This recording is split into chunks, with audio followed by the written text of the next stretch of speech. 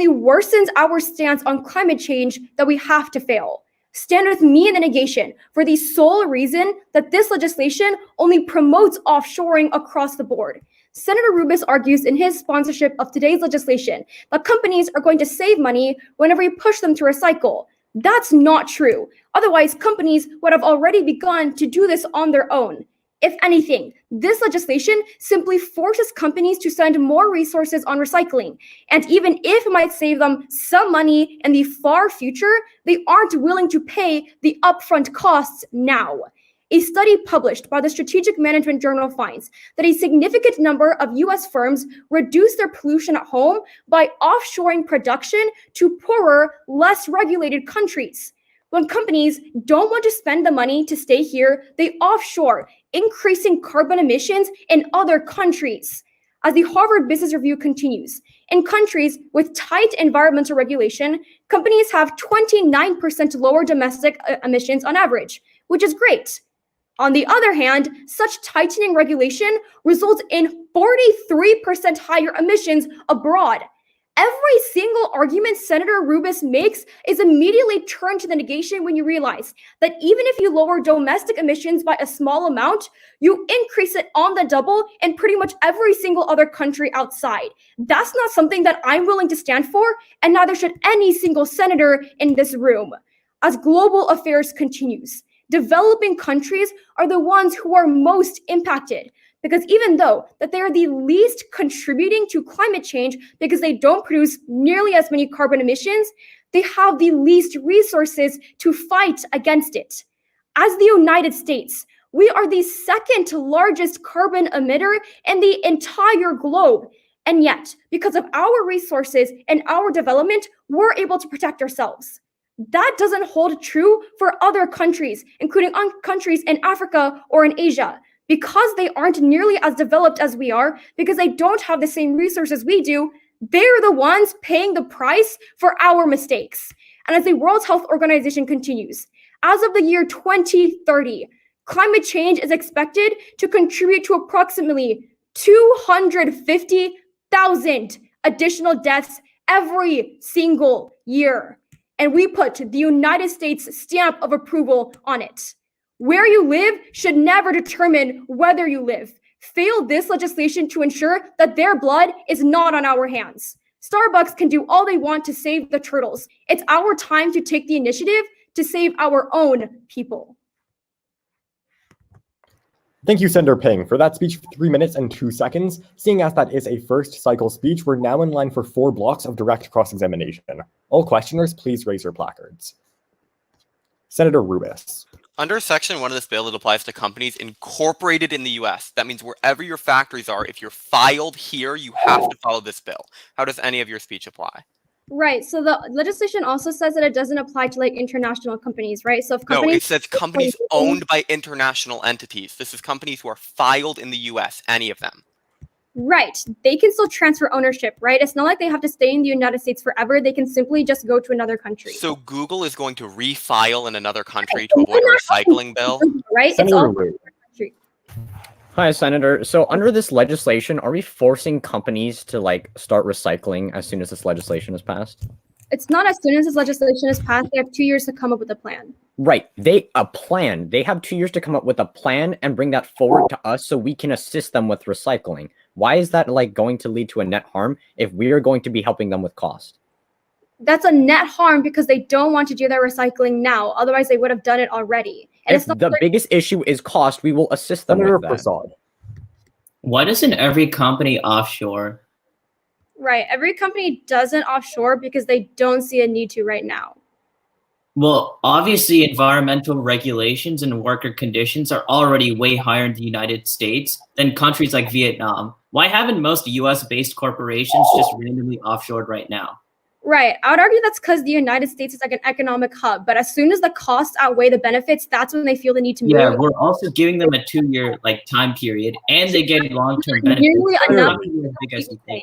Yeah, so following that same line of questioning, if the United States already has stricter regulations as opposed to like other offshore, like different countries, like why aren't they moving now in the present as regulations for environmental protections are increasing? Right. So we're already saying that companies are beginning to offshore. I argue that when you make the cost more than the benefits, which this legislation does, you make that rate increase. If these companies can now just like transfer and donate their products instead of having to like figure out how to discard it, isn't that actually cheaper? Thank you. The time for questioning has elapsed. The speaker and questioners may mute themselves. Seeing as that was a speech in the negation, we are now in line for a speech in the affirmation. All affirmative speakers, please raise your placards. Senator Liu. Thank you, Mr. President. Good morning, everyone. That's Senator Liu. This isn't actually my voice. I'm just really happy to be here today. That's spelled L-U-U, and it's nice and short just for all of you, and I'm ready to begin when you are. So really smile, a nod, or just interrupt me if you're not ready to begin. Thank you, judges. Awesome, splendid, wonderful, and I'll assume that the other judges are ready. Please scream at me if you are not. All right, I think we can begin. The most monumental changes to the way we approach the health of our country require some of the boldest solutions. While these monumental decisions will often be dismissed as impossible, it should never stop this Congress from pursuing good goals to create real change. Stop making the same excuses and hold businesses accountable. So far in this debate, we've already started off revolving around this idea that companies are going to take some sort of action. My side has told you that these changes will occur, and the negation tells you that they would just offshore. What we should be asking ourselves is, how does this system work right now, and is it a successful model? You affirm this legislation to keep the private sector accountable. It's been really hard to believe that this legislation actually works when it's been really confusing on what companies will actually do and what the role of government is in a stewardship plan. Senator Peng, you tell us that companies are going to offshore because they're unwilling to work with the price. First of all, this legislation doesn't force them to start right away. It tells companies to make a stewardship plan within 2 years. After that, they come to us with a plan so we can work on loan and grant programs to assist their recycling. But how are companies actually going to recycle 75% of their goods? Throughout this round, we've already started telling you that this plan isn't feasible. Let me put this debate down right away and prove to you that there is a successful model for companies to approach recycling of their materials. CalRecycle in May of this year breaks down how California successfully implemented their 75% initiative. In it, 75% of recycling is able to be achieved because both the public and private sector are working together to reduce the amount of waste in circulation and increase the amount of recycling. Programs such as improving management of e-waste, creating a streamlined system to create recycling facilities, and actually implementing reform and workshops for recycling packaged materials are all putting the state on track to meet its goal of 75% recycling.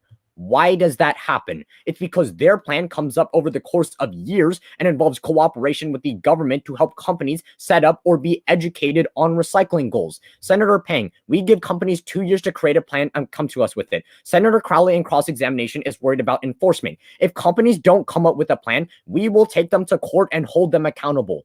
I'm tired of this Congress making the same increase across the board. A report by the TELUS Institute to the National Resource Defense Council finds that when a fully laid out plan within the 75% initiative, there would be 100,000 new recycling jobs would be ready to be filled. This legislation lays the groundwork that will not only achieve every single environmental impact that will be brought up, but it also increases jobs across the nation and across the board, bolstering the workforce of our economy while cleaning our country at the same time. Failing today's legislation won't hurt the generations prior, but it will severely impact the future of tomorrow. Change won't come if we wait for it some other day and some other time. Take action and pass this bill. Thank you, Senator. For that speech of 3 minutes exactly, we are now in line for 2 blocks of direct cross-examination. All questioners, please raise your placards. Senator Peng. Hey, so under these stewardship plans, the government, we would be the ones to help these companies with the cost, right? Yeah, obviously. All right, so how much of the cost are we footing? It really depends on what they need. Like loans, would typically work. It depends on what a company asks for based on their plan. Right, okay, so if it's a loan and they have to borrow a ton of money to recycle 75% of the resource material. Yeah, that's why I think the government should be involved. 75% is a really lofty goal. Let me ask so I think companies should doesn't that work mean with that they them. have to pay a lot of money to repay those loans in the future? Thank you, Senator. Senator DeStefano. So California's recycling plan has been in effect for a little while now, right? Yeah, a little while. So we already have some impacts. Isn't there actually more waste and more consumption in California than there was before the plan? No, but there's also a better way of managing it. Like, we're forcing these companies to work like We progressively can't over have time it to both reduce the ways. amount. Either California's plan is good and you're building your case Yeah, off California's that, or it's plan is good bad and has been shows us we have reducing the to manage amount it of different like, ways. yeah, its waste management is better and it's reducing the amount of like material in circulation. Okay. Thank you, senators. The time for questioning has elapsed. The speaker and questioners may mute themselves. Seeing as that was a speech in the affirmation, we are now in line for a speech in the negation. All negative speakers, please raise your placards. Senator Crowley, you stand unopposed. Hi, that's Senator Crowley speaking for the first time in today's session. Any indication if you're not ready would be great. All right, I'll go ahead and begin then. In leading the fight against climate change, Greta Thunberg said the world is waking up. And she's absolutely right. Countries all over the world are finally passing climate change policies, except us. And this bill seems like a solution. But when the affirmation tells you to open your eyes and combat climate change, do not be blind to what you see. Fail. The first question we all needed to ask is, will this bill actually be implemented? That's a categorical no. Section 1 requires companies to draft a plan to recycle their raw materials. Does it penalize these companies for not making a plan? No. Does it even require them to act on their paper plans? No. Here's why companies will not provide a plan and certainly will not follow it in the future. York University explains on February 1st of 2020 that for every 1% increase in corporate recycling requirements, system costs increase by $15 million. This bill raises the requirement all the way to 75%. That puts lost revenue in the billions. Senator Rubes, no company saves money by recycling. They drown in debt. Senator Liu, no company, when you pass, has the revenue to hire more people. If companies will not shift to recycling, let's understand what happens if they do. I'll contend the affirmation's highest ground. Instead of reusing waste, companies burn it because that's much cheaper. Let's look to Sweden, where this has happened before. Neil Sildman for Waste Drive explains on March 22nd of 2018 that Sweden implemented a policy similar to this one, and today the companies affected incinerate 50% of their waste. Senator Pang explains to you the consequences abroad, saying that companies, in order to evade the billions in dollars that they will suffer as a result of passing, they'll just offshore abroad.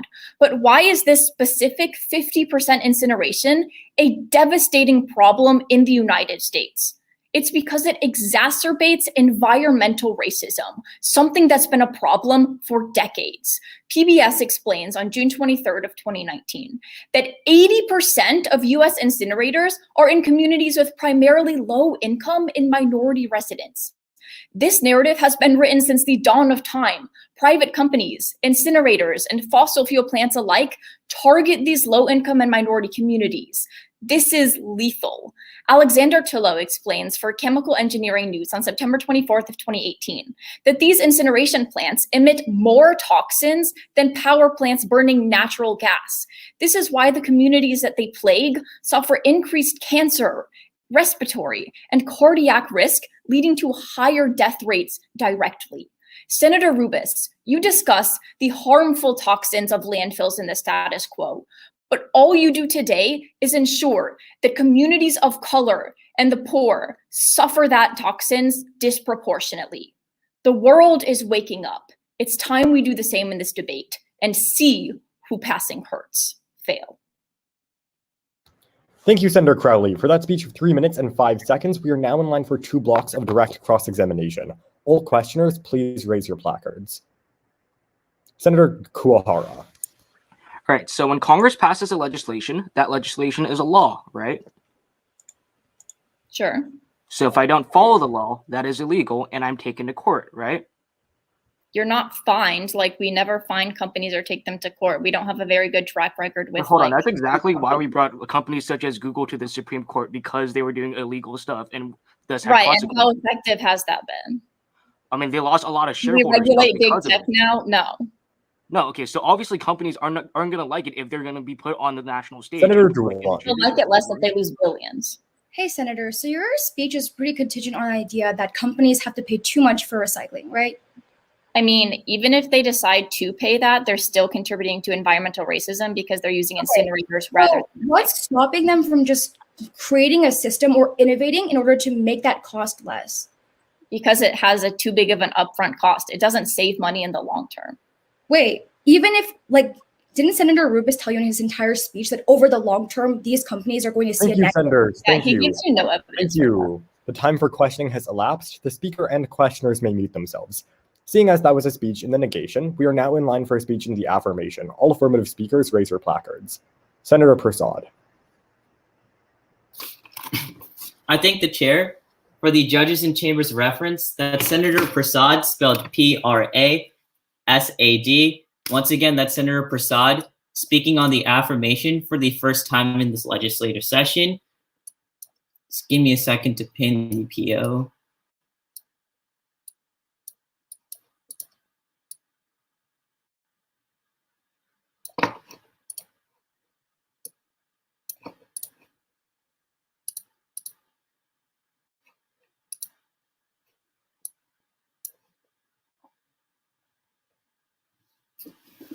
Is it okay for the PO if I time myself?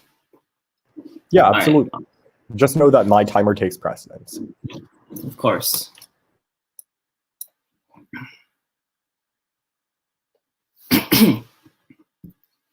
If you took the nearly 2.5 million tons of mismanaged plastic waste and dumped it on the White House lawn, it would pile as high as the Empire State Building. And while extraneous waste may not be desecrating our skylines, the issues it brings are on our horizon. This bill takes a stand. But first, Senator Rubis was asked by Senator Pang the defining question that hasn't been answered in this round. If recycling is good for businesses anyway, why do we need a government mandate to begin with? Senator Crowley also builds her entire negative advocacy to prove that this requirement is going to destroy corporations and will result them in burning waste and degrading the environment. I will dedicate the next 3 minutes of my speech answering these questions. You will ultimately pass this legislation to shift investment incentives in the recycling sector. The McKinsey Global Institute reports in December of 2018 that recycling mandates by governments, like the one we're implementing today, develop the efficiency of the recycling industry and generate net profits for companies in the long term when companies are now forced to invest. That means you force companies to make the initial investment now, and that in the long term, they reap reward as well. Senator Rubis already proved to you it's much more convenient to build one bottle and have it recycled over and over and over again, but he didn't explain to you why they'd be incentivized to do it in the first place. First, we give them a 2-year plan, but now that the government is getting involved, it furthers the investments and the incentives of the private sector to follow in suit because now there is collaboration. The government mandate changes this incentive. Now, what this bill does is mandate that wealthy US corporations recycle 75% of their source material. Both sides are probably going to say this is a good thing because Americans don't hate the environment. The more important question in this debate is whether it's possible. And I would say yes, and the experts agree. Senator Liu builds his entire case on one state. I want to expand this to the global economy. The McKinsey Global Institute furthers, to achieve a 50% global recovery rate by 2030, the modeling suggests that the waste recovery capital investment of about $15 to $20 billion per year would be required. To put those figures in perspective, the global petrochemical and plastics industry already invested $80 billion each year over the past decade, and we need much less. Then McKinsey explains, considering it was talking about global recycling. But the National Resource Defense Council reports in July of 2019 that the US only makes 12% of global waste. This proves if we keep up a minute fraction of the investment we're putting into our recycling industry, we can achieve the benefits as outlined in the report almost 6 times as fast. The beauty of this bill is that we give corporations 2 years to fully develop that plan, to reduce waste once and for all. Our waste issues may not be a mile high, but they certainly must be solved for ourselves, our families, our country, and even our planet. Affirm. Thank you, Senator Prasad. For that speech of 3 minutes and 6 seconds, we are now in line for 2 blocks of direct cross-examination. All questioners, please raise your placards. Senator Crowley, you stand unopposed. Hi, Senator. so can you tell me like exactly how much companies would actually be saving long term? Well, Senator Rubis already proved it to you in his speech. But he doesn't like read me a number. I tell you that companies lose 15 million for every 1% increase in recycling. I'm inclined to value that over long-term savings if the negation can't give me actual evidence that they exist. Well, the issue with that is that it's not considering how the previous mandates are also going to change long-term investments. Right. So if there It's have just- been it's just previous, directly measuring a obviously 1% like no one's Okay, so the affirmation's whole argument is built off this idea that when the recycling mandate goes into place, companies move away from things like single-use plastics, but those are actually still considered recyclable. So how do we see these long-term savings when companies just keep reusing these plastics and recycling them once or twice? Wait, how is this not going to change how companies can recycle? Well, no, it's that this bill doesn't ban single-use plastics. You can recycle a plastic grocery bag, just only a few times. Okay, if you have an issue with single-use plastics, then what's the Thank you, point of senators. Thank preventing this? you. Thank you. The time for questioning has elapsed. The speaker and questioners may mute themselves. Seeing as that was a speech in the affirmation, we are now in line for a speech in the negation. All negative speakers, please raise your placards. Senator DeStefano, you stand unopposed. I thank the chair for my judges Parley and Pio, that is Senator DeStefano, DeStefano. As always, I'm at all of your leisure, so I'll wait a few seconds, but is anyone not ready for me to begin?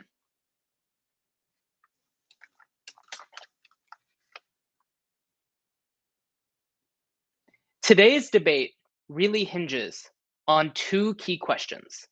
First, does this legislation even do what it says it's going to do? And second, is it even a good idea? So first, let's talk about Senator Rubis, where he tells us that the US is too wasteful, and he impacts to that landfills being harmful because they release methane and they leach toxins into their environment. That's true. But if you're concerned about landfills filling up, you actually vote neg. And here's why. Recycling isn't a solution to our consumption in the long term. Monique Sun et al. On May 16, 2016, found that recycling increases consumption in the long term. This is because when we put the recycling label on all of our goods, consumers no longer have a guilty conscience when they consume. There's no longer an incentive to buy products that you personally can use over and over if you get to put them in a green bin and feel good about yourself. And here's why this is actually so harmful. Because Recycle Nation in June 2017 explains that paper can only be recycled 5 to 7 times, and plastic is even worse at twice. This means that when we require them to recycle, they're still creating new goods every 2 or 3 product iterations. That's not much of an improvement when you consider that we're also increasing our consumption overall. So when you pair those two effects together and you talk about the impact of landfills, you see you have to vote neg. If we actually want to decrease our waste, let's take real action to ban things like single-use plastics. But then let's talk about Senator Liu and his comparison to the cow cycle plan. I understand that he wants to say the plan already works because it's been implemented. But if cow cycle is our model, I want no part in passing this legislation. Turn to Martin Viskel for the OCR that explains that California only recycled 40% of its waste in 2020. That's far short of the 75% target. But it gets even worse because he explains that California's recycling has actually been on a decline since 2014 when it reached its all-time high of 50%. If this is the affirmations plan, there is no way for them to claim that it works. In questioning, he tries to tell me, okay, actually, we maybe have to manage it differently, but they can't have it both ways. Either CalCycle works and that's why we pass, or it doesn't and that's why we fail. But finally, let's talk about Senator Prasad, where he tries to argue that it only matters whether it's feasible because we all agree that this plan is a good idea. I want to challenge that framework right after he says it because I fundamentally disagree. This plan, while it sounds like it has good intentions, only serves to increase our waste in the long run and flows every impact from the affirmation into the negation. So if you care about solving America's consumption problem, your only option is to vote neg. Thank you, Senator DeStefano. For that speech of 2 minutes and 53 seconds, we are now in line for 2 blocks of direct cross-examination. All questioners, please raise your placards. Senator Rubis. If plastic can be recycled twice, that means consumption would have to double for this to be worse than the status quo. What evidence did you give us that that would happen? Yeah, so again, I'll turn you to the Monixon et al., and I'm happy to talk with you about it after the round. But in the long term, if our consumption keeps increasing, we will eventually reach that point and then have more waste in the landfills again. So like my point is that consumption it's is going not a to permanent double. solution. People are buying half as much right now because of Eventually, guilt about consumption waste. is always on an upward trend. So if we accelerate that, consumption will continue to grow and eventually but we're reach talking that about double difference point. of this bill and the status quo. The current acceleration Yeah. happens either way. Hi, Senator. So if CalCycle is one of literally dozens of models, why don't we just take what's good about it and help implement that into this legislation? Well, my issue is that you're saying our plan is similar to the CalCycle plan, and it really I'm is, saying that because it involves some government support. I just It involves highlighted a CalCycle 75% as a goal. model that was good that Well, other companies if you should pursue. highlight it as a model that's good, then it has to actually be But good. then That's how my does the issue there. negation It's world not stop working in the plastics from status quo. increasing while the affirmation The doesn't? negation proposes that we pass a better plan. Thank you, senators. Thank you. The time for questioning has elapsed. The speaker and questioners may mute themselves. Seeing as that was a speech in the negation, we are now in line for a speech in the affirmation. All affirmative speakers, please raise your placards. Senator Duan. Sorry, it always takes me a while to unmute, but thanks. That's Senator Duan, just spelled D-U-A-N, speaking for the first time. I'll just wait 10 seconds for my judges to let me know if they're not ready. I also can't see anyone right now because NSDA campus has been being a little bit weird. So hopefully that you guys can see me, right? Cool. For far too long, this Congress has sat and watched the rising temperatures of our planet, whether it be shown in the droughts and heat waves that have destroyed populations, the rise of our sea levels over cities, and the fear of unlivable conditions in our people's eyes. It's time that we act for our planet and our people. The primary reason why you passed this legislation is to decrease the cost of recycling, the biggest concern of the negation throughout today's round, which is what Senator Peng and Senator Crowley champion, is that the cost of recycling in the status quo is too high. I'll be the first to tell you that that's actually right. In fact, I'd like to extend that idea. Time magazine tells us in February of 2020 that cities have lost $400 million in revenue trying to recycle with the systems we have now. But no one has asked why those costs are high to begin with. NPR then explains in March that public investments in recycling are running low, so they're using outdated systems rather than new innovations, which keeps these costs high in the first place. Specifically, there's no method to separate waste to determine what is recyclable. But how does this bill actually push companies towards affordable recycling? Senator Crowley heads a negation argument here, explaining that there's no mandate. Speakers on my side have told you that we've taken companies to court by passing because it puts policy into law. But even if you don't buy that, understand that companies are forced to recycle if they don't want to pay the $15 million in costs Senator Crowley herself cites. Through innovation. Senator Liu tells you that it's just because of the private sector and public sector working together, but it goes so much deeper than that. Since we've already established costs are high, turn to the American Chemistry Council when they tell us that plastic manufacturers that expect to put in the industry are going to, expect to invest in recycling in the industry are going to spend $25 billion in recycling in comparison to the public sector, which is the Department of Energy funding just $14 million for every single company. Now, Senator Peng says that these companies are going to turn towards offshoring, but turn to the Brookings Institution in June of this year. The United States offers specific patent protections, more access to markets because goods are cheaper with less tax, and if companies wanted to offshore, they would have done so already. This argument is completely non-unique. So, defaulting back to innovation, why is it so important? Because it promotes recycling beyond companies. Stanford University furthers in 2019 that new emerging technologies funded by large-scale private investment is going to push entire cities and governments to begin adopting recycling as an integral part of their community. Consumption doesn't apply, Senator Sestofano, when recycling is happening everywhere. Get your pens ready, because here's where the affirmation wins the debate. Innovation as an impact happens in even the worst of the negation scenarios. So understand that in those scenarios, recycling still becomes viable, which outweighs everything the negation tells you. I don't want to save the environment. I want to create a world where the environment doesn't need saving. Let's open our eyes to true climate action and pass to do that. Thank you, Senator Dewan. For that speech of 3 minutes and 7 seconds, we're now in line for 2 blocks of direct cross-examination. All questioners, please raise your placards. I repeat, all questioners. Between those standing, that goes to Senator Pang. Hey, can you recycle bubble wrap? I'm sure you can tell me. No, you can't. Can you recycle plastic grocery bags? I'm sure that in certain systems, it's supposed to do Right, but the vast majority of the time, you can't recycle those types of plastic materials because it gets tangled in machinery. It's like packaging companies and grocery stores. How are they supposed to recycle 75% of their material? So Senator Rubis tells you that they actually use a lot of materials that they could recycle. I'm telling you about systems that don't know how to determine Senator what Crowley. not.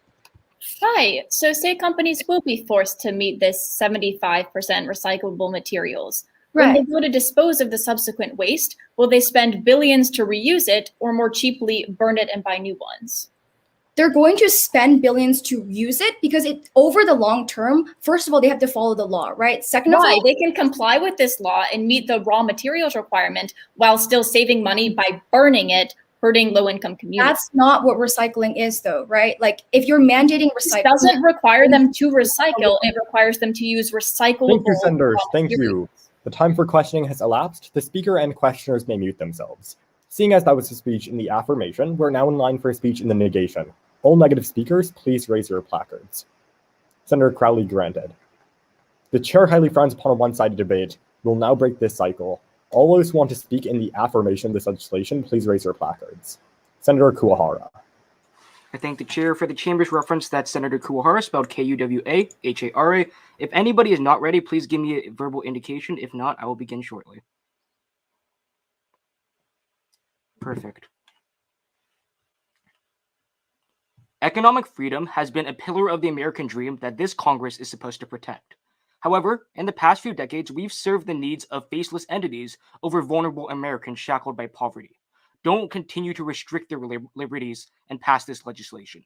Right now, underprivileged Americans are the ones being the most heavily punished by trash dumps, environmentally and economically. And I'm really surprised that nobody else on the affirmation has brought this up thus far, because this is the main negation clash that is on the table. The reason why underprivileged Americans are being the most heavily punished environmentally and economically is best explained by the National Resource Defense Council in December of 2018, where they explained that the same high-value, publicly traded companies described by this legislation drop off their excess waste closer to underprivileged communities because the price for land is cheaper in those areas. Passing this legislation puts a halt to that. And that is because Section 1 of this bill forces those companies to take accountability and recycle their waste. This is absolutely critical because it reduces the sizes of landfills and decreases the burden on our constituents. Shane Harper from The Economist explains that there is literally no legal or economic incentive for big business to take the extra step to recycle their source material in the status quo. Their motivation to make a plan, Senator Crowley, is because when you break a law after we pass this bill, you're taken to court. Companies such as Google dropped 8% in stock because of unpopular press. No company wants to be next. But next, Senator Pang explains how our pollution is offset by other countries. Here's why this doesn't happen. Section 2 of this bill explains that this legislation only affects companies that are incorporated in the United States. Amazon isn't going to move to China because they don't want to recycle their boxes. And as Senator Rubis has already explained, companies are already making the move to recycling. But why is decreasing pollution in underprivileged communities so important overall?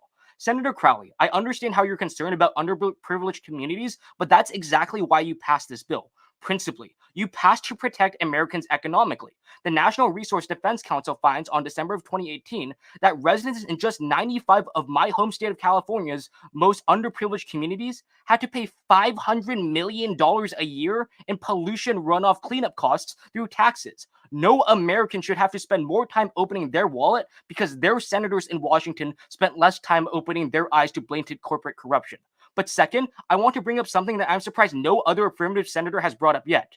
You passed to protect the health of underprivileged Americans. This is going to be the single most important affirmative impact of this round because as the MIT Technology Review finds on August 29th of 2019, pollution runoff, mainly caused by source material dumping in urban areas, causes 200,000 deaths per year in the United States alone. The saddest thing is that was easily preventable. The Science Action and Advocacy Network explains that air quality and cleanliness of water sources can be vastly improved by reducing large-scale source material dumping. It is our job to strengthen the pillars of the American dream. Failing only lets them crumble, creating the American nightmare. Thank you, Senator Kuwahara. For that speech of 3 minutes and 1 second, we are now in line for 2 blocks of direct cross-examination. All questioners, please raise your placards. Between Ping and DiStefano, that does go to Senator DiStefano. So let's talk about Amazon's boxes. They're cardboard, and so after 5 to 7 times, Amazon has to buy all new boxes anyway. So in the long term, how are we actually making a dent in consumption? Okay, I would rather Amazon reuse a box 5 to 7 times than just use it once. Okay, but consider that we're also increasing consumption at the same time. Negation speakers have proven that consumption increases when we implement recycling programs because we decrease consumer guilt. So Okay, how do we not gonna weigh those? increase consumption by 5 to 7 times? You still Well, have a why net don't we pass positive a when you better, pass. more permanent solution Underpaying. and just say, well, it doesn't quite work? Hey, I could definitely agree that like big companies like Google and Amazon are probably going to stay here. What about companies like Delta Apparel, who still meet the $100 million standard, but clearly aren't that invested in the US? Okay, so if you're meeting the $100 million standard, I'm sure that you have enough money in your pockets to be able to make them move to recycling. Wait, but aren't companies like inherently chasing profit? Won't they just do whatever it takes to take as much revenue as possible? Okay, the reason why companies such as the one you mentioned stay in the United States is because of Thank the you, export Senators. costs. Thank you. The time for questioning has elapsed. The speaker and questioners may mute themselves. Seeing as that was a speech in the affirmation, we are now in line for a speech in the negation. All negative speakers, please raise your placards. Seeing none, the chair does highly frown upon a one-sided debate. All affirmative speakers, please raise your placards. Senator Lee, you stand unopposed. For my judges and parliamentarian, I know it's probably a little rough to hear another affirmation speech, but that's just how important today's debate is, so I'm ready whenever you are. I'm going to assume no cries of outrage means everybody's ready. Mr. President, you're ready? All right. In 2017, the international celebrity and racetrack superstar Lightning McQueen suffered a debilitating crash in his movies Cars 3. But with the right support, he was repaired and made a comeback, winning his 8th Piston Cup. Similarly, today's legislation ensures that we repair our industries to take an important win. Pass. Before we approach the finish line of today's debate at speeds faster than Lightning McQueen, let's address the 2 main tracks we have to drive down. First, what impact does this legislation actually have on the companies? And second, how does this Congress affect the most vulnerable of Americans? Let's drive down track 1. Principally, you pass to decarbonize the auto industry because recycling programs makes electric vehicles cleaner. Under Section 2, U.S. electric vehicle companies like Tesla, Chevrolet, and Ford all qualify as high-value public traded companies. And that's so important because a 2019 report by consulting firm Frost & Sullivan found that 20 million electric vehicles are expected to be sold globally by 2025. But there's a caveat, because as BBC reports in April of this year, the biggest difference between electric vehicles and conventional cars is their batteries. For electric vehicles, they have lithium-ion versions that are environmentally devastating. But when you pass and require auto companies to recycle instead of leaving these batteries in landfills, we no longer dump these batteries and let them decay. Not only does that end almost all negative environmental effects from electric vehicles, but National Geographic writes in May of this year, if we assume 75% of dead electric vehicle batteries are collected for recycling and mineral recovery rates, particularly for lithium, recycling could meet as much as 20% of the electric vehicles industry's lithium demand and 25% of its cobalt and nickel needs by 2040. This outlines 2 clear impacts when you affirm. First, we protect the environment by ending the dumping of heavy earth metals by electric vehicle companies, reducing carbon emissions in the long run. Second, we ensure a ready supply of batteries to produce more electric vehicles more cleanly, which decreases our dependence on mining heavy earth metals. But let's expand the scope of that.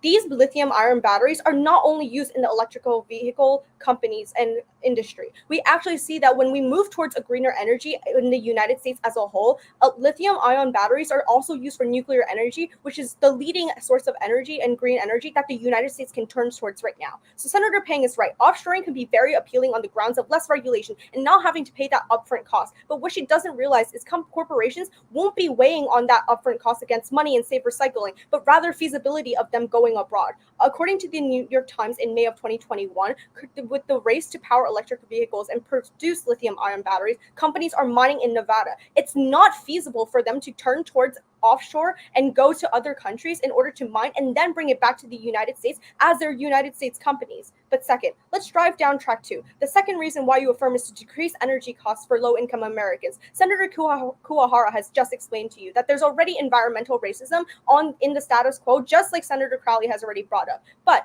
as the National Renewable Energy Laboratory in the 2020 study explains, that families can save as much as $15,000 on fuel costs over 15 years by driving an electric vehicle. Under today's legislation, we prioritize the long term. It's going to take short-term steps and short-term costs, but ultimately we provide a better future. Pass. Thank you, Senator, for that speech of 3 minutes and 10 seconds. We are now in line for 2 blocks of direct cross-examination. All questioners, please raise your placards. I repeat, all questioners, please raise your placards. Senator Pang. Hey, so let's say like there's a whole load of recyclables about to be recycled. What happens if there is one non-recyclable item in it? All right, so you're talking about like you probably have to like sort the recyclables, right? But most companies. So here's the thing, under today's legislation, we're talking about source materials, right? So you're not going to have like other processed things that like cannot be recycled, but you're talking about like the materials themselves. Right, so what happens like after they're already made? After they're already made, they're no longer having to recycle source materials. They're Okay, then how do you recycle? Thank you, senators. Thank you. There's one more block of direct cross-examination. This is a semi-final round, so I encourage full participation. Would anyone like it? Senator DiStefano.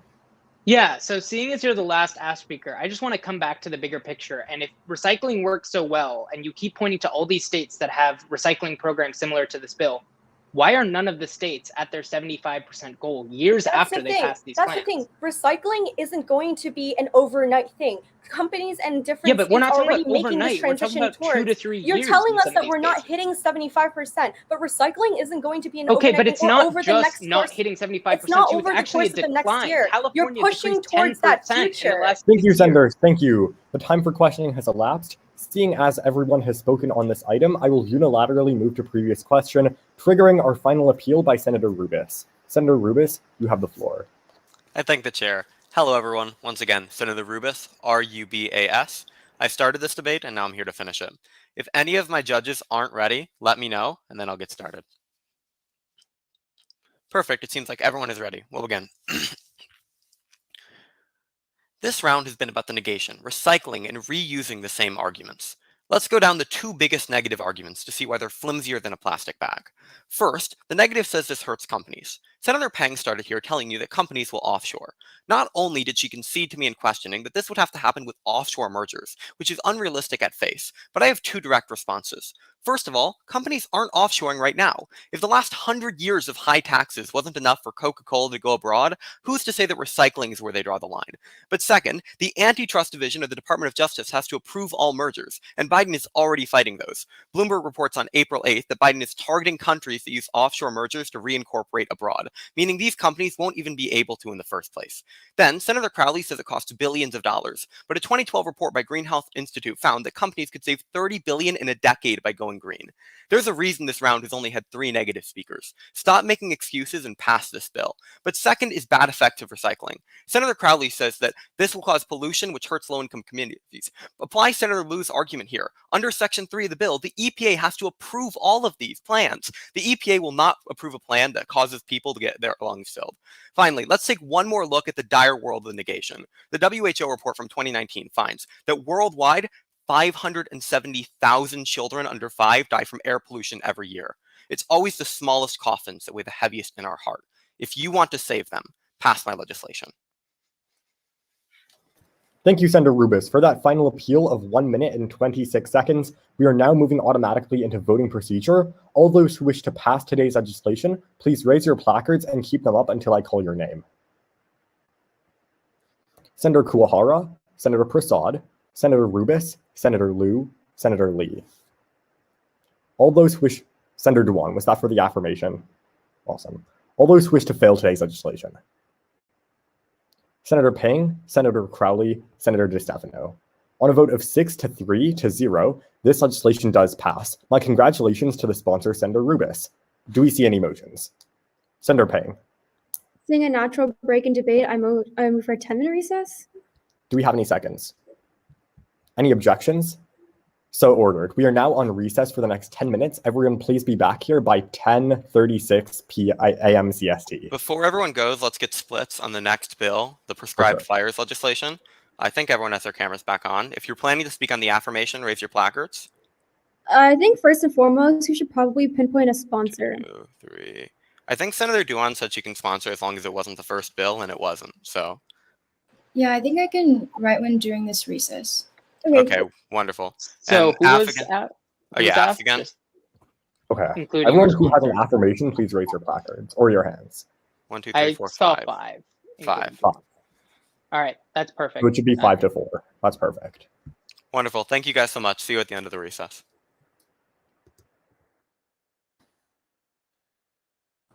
Wait, sorry, for my PO, just a quick question. Does the recess end at 36 or 37? Because I think it turned 37 just as I didn't hear. 37. Okay. All right, thank you. No problem.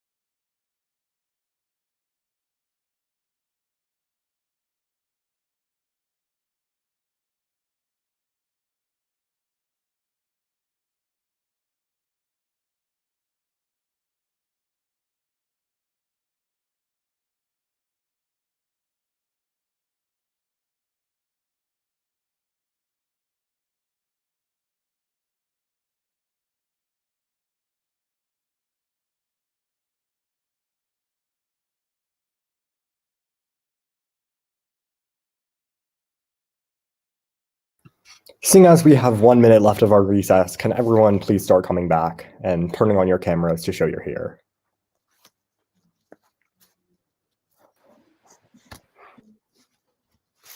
Awesome. And for any of my judges, if Wi-Fi doesn't allow you to turn on your camera, just any like raise hand feature to show that you're present. I have a quick question. For sure.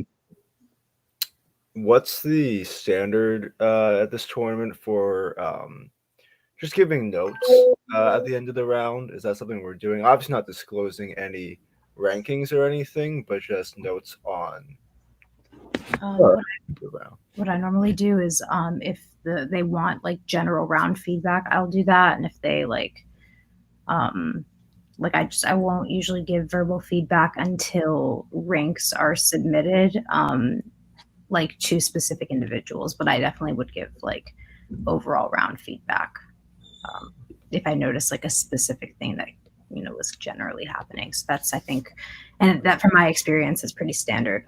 I don't know many judges that would do like a disclosure, not even obviously not of ranks, but like disclosure of like their ballots and stuff like that beforehand, if that kind of makes sense. Yeah, and so you would do like the general at the end. Yeah, general. Like if I there's a thing that I've noticed that is like a persistent thing across the chamber, like things that they should all be wary of. Okay, cool. I'll wait until y'all do it. Judge Guan, just making sure you're here. Yeah, I am. Awesome. Great. Seeing as everyone is back, at 10:37, barring any further motions, I call our next item off the docket, which is a bill to ban prescribed fires. Would any of my judges like this bill read out loud? Seeing none, we'll begin debate on this item. Do we have a first affirmative? Senator Duan, you stand unopposed. Thanks, that's Senator Duan, still spelled the same way. Just to make sure, since I still can't see anyone, can you guys see me okay? Okay, I do see the PO, so thanks for that. And then in the next 10 seconds, if my judges would just let me know if they're not ready.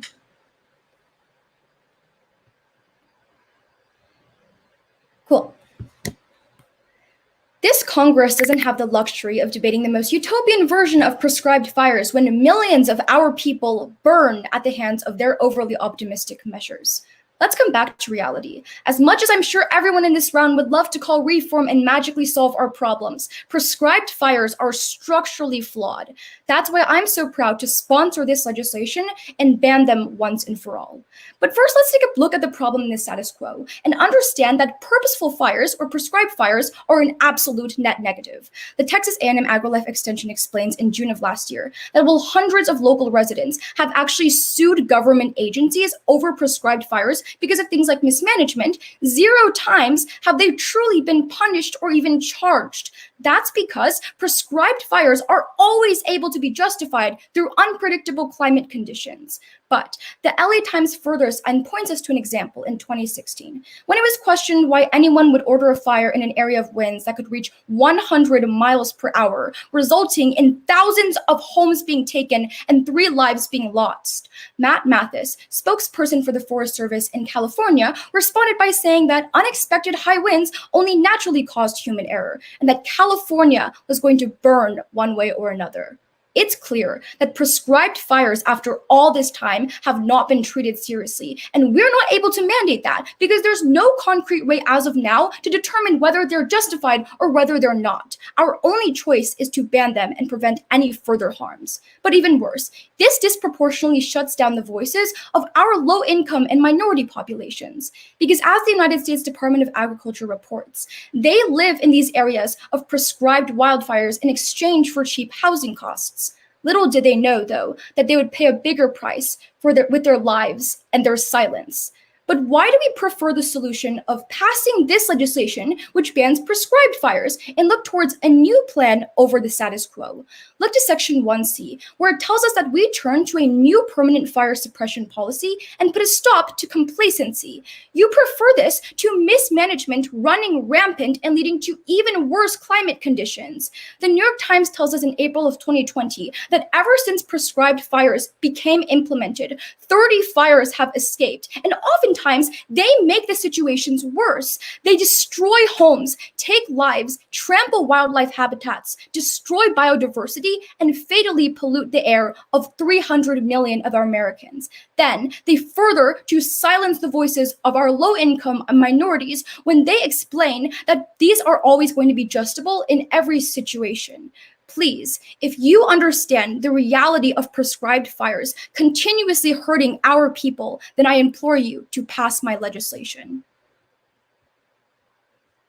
Thank you, Senator Duan. For that speech of 2 minutes and 56 seconds, we are now in line for 4 blocks of direct cross-examination, seeing as that is a first cycle speech. All cross-examiners, please raise your placards.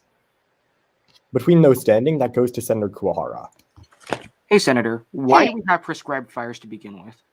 Right, so they're supposed to limit the chances of wildfires, but we've actually seen that like mismanagement just is a huge problem. Okay. So look towards a new solution. Which one is harder to control, a prescribed fire or a wildfire? I would say that it's prescribed fires because we've seen time and time again that they can literally. Hold on. You're telling me that when we like create a border to have a prescribed fire, that is more dangerous than a wildfire that rapidly. Wait, no, I'm saying that it could be possibly mismanaged. We've seen that it's been mismanaged, and it can Senator go Liu. orders. Hi, Senator. So what else are prescribed fires used for? Like creating the biodiversity in food, right? A lot of the times it's used to train firefighters to prevent wildfires in the first place. If we take away that essential training, how are they going to defend us in the event of an actual wildfire? Okay, I would say that first of all, firefighters like have been dealing with wildfires up until now. They've also been dealing with fires. That doesn't like we can address that separately. You don't have to include this mismanagement of prescribed fires. But prescribed fires have been so effective now to prevent wildfires from actually starting. So you say we should prefer permanent fire suppression. Can you name a few experts that say that's possible without prescribed fires? Well, I might not be able to name you like No experts right now. So why, if all the experts say prescribed fires are good, and you can't even tell me the name of one expert that says that this plan works better, why would we pass your this? evidence might say that prescribed fires are good is because these low-income and minority groups around these prescribed fires aren't able to. I'm not saying prescribed fires can't be better managed. I'm saying why doesn't a single expert say they're not necessary? If you can't justify that, how can we pass? Thank you. We have one more block of direct cross-examination, and it is the first speech on this item. Would anyone like it? Senator Ping, you stand unopposed. Between Senator Ping and Senator Prasad, that does go to Senator Prasad.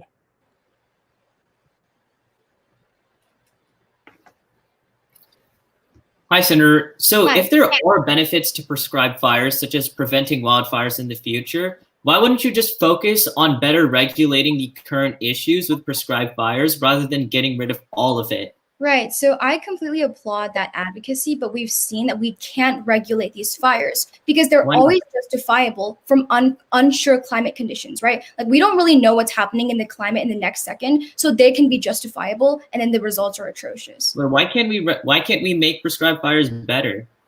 Wait, I just told you, right? Because we've seen that in the past they're not able to. Thank you, Senators. Thank you. The time for cross-examination has elapsed. As a reminder to the chamber, if you do wish to question, please keep your placard up the entire time so I can select the correct questioner. That was a speech in the affirmation. We are now in line for our first negation speech. All negative speakers, please raise your placards. Senator Liu, you stand unopposed. Thank you, Mr. President. Once again, hi, y'all. That's Senator Liu back for round 2. I'm really happy to be serving you. And it would be great if you could give me just any sign that you're ready, or not ready, and that would be good. Awesome. Thank you so much. Thank you. Great. I think we can begin. Since the fire department was established in 1917, our firefighters have put their lives on the line for the sole purpose of protecting ours. But after over 100 years of their noble service to us, it saddens me to see that we don't seem to be on their side of the fight today. It's because this bill hinders their ability to provide that service and in turn everybody's safety that I am begging you to vote no. You defeat this legislation to avoid the affirmation's very concerns. In this debate, the affirmation led by Senator Duan wants you to believe that controlled burns are the sole reason wildfires are becoming more prevalent and violent over time. In reality, they do the exact opposite. That's because NPR explained in August of 2021 that banning controlled fires completely prohibits the crucial reduction of vegetation, causing overgrowth that would provide more dangerous fires down the road. Not only that, by a study by the U.S. Fish and Wildlife Service explains that prescribed fires in California offer vital training exercises for local fire departments and federal firefighters, preparing them in practices like hazardous fuel reduction, smoke mitigation, and measures to protect threatened and endangered species. So, Senator Duan, not only are controlled burns essential for preventing wildfires in the first place, but they also ensure that when they do occur, firefighters know what to do and how to actually, fight fires. Senator Duan, I'm willing to concede that this process might be prone to the occasional accident. My issue with this legislation is that we ban this essential practice entirely instead of just reforming the system to make it safer. So what does happen when fires become harder to control? First, we further endanger the lives of firefighters. Time explains to us on November 14th of 2018 that the Camp David fire in Northern California, which killed 48 people, was the deadliest wildfire in nearly a century, with the majority of casualties being our frontline workers. They are willingly putting themselves in harm's way to keep us out of it. It is our job to ensure they aren't fighting a losing battle. But second, and more importantly, homes would be lost. The LA Times shows us the extent of wildfire damages when they tell us that more than 17,000 homes and over 700 businesses were destroyed as a result of California wildfires in 2018. This was the damage caused in just one state, in just 1 year. The worst part is these numbers are only rising more and more each year.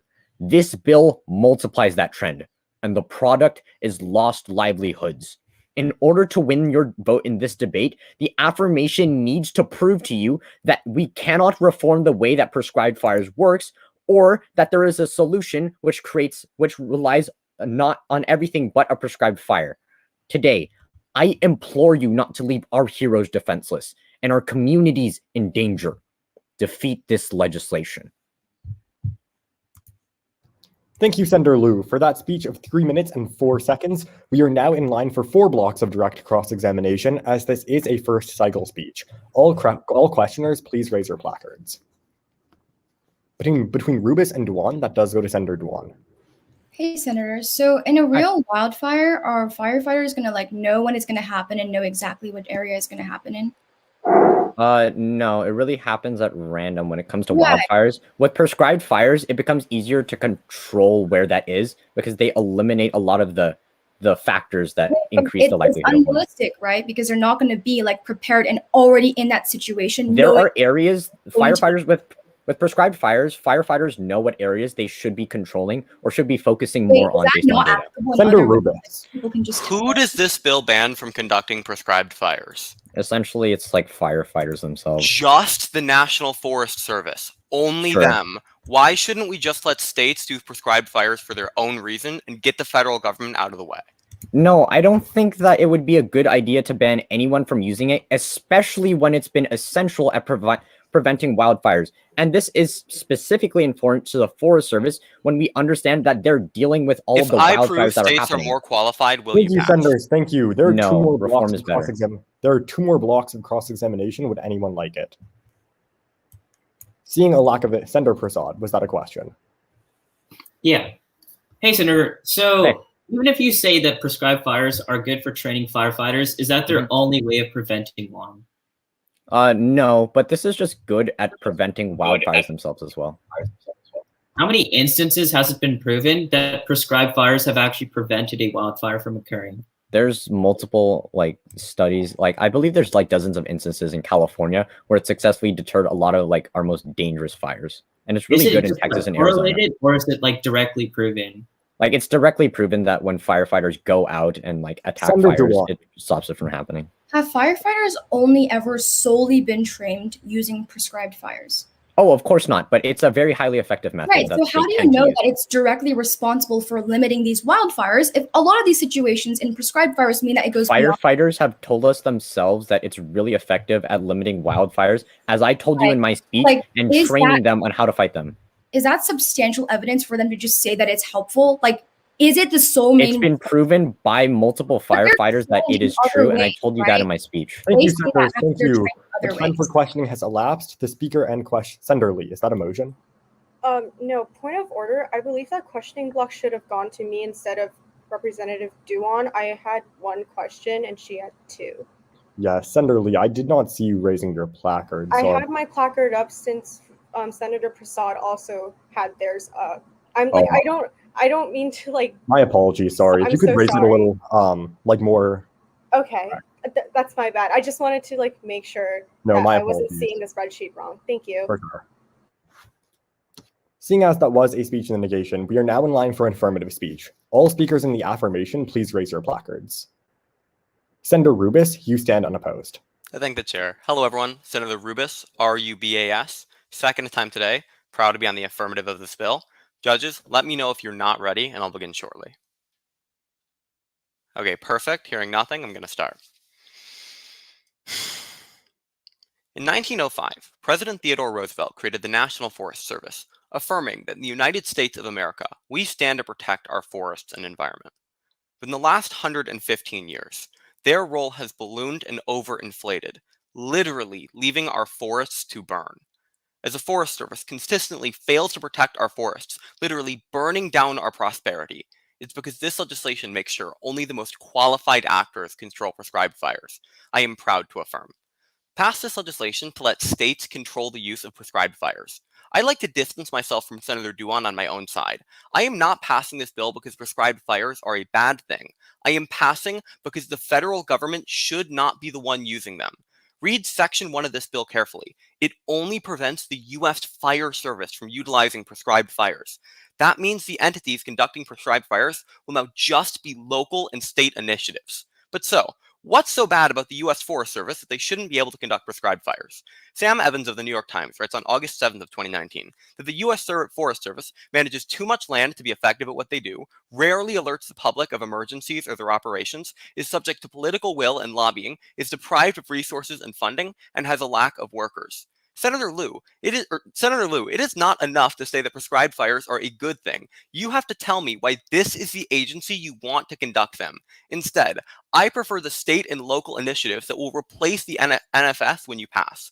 Why? Aside from not having the issues that the U.S. Forest Service does, Sophie Quinton of the Pew Research Center also found on May 16th of 2019 that the unique benefit of states using prescribed fires is that they adapt to the region's geography. For example, prescribed fires are used more in western states than anywhere else because of the droughts and the proximity of residential areas.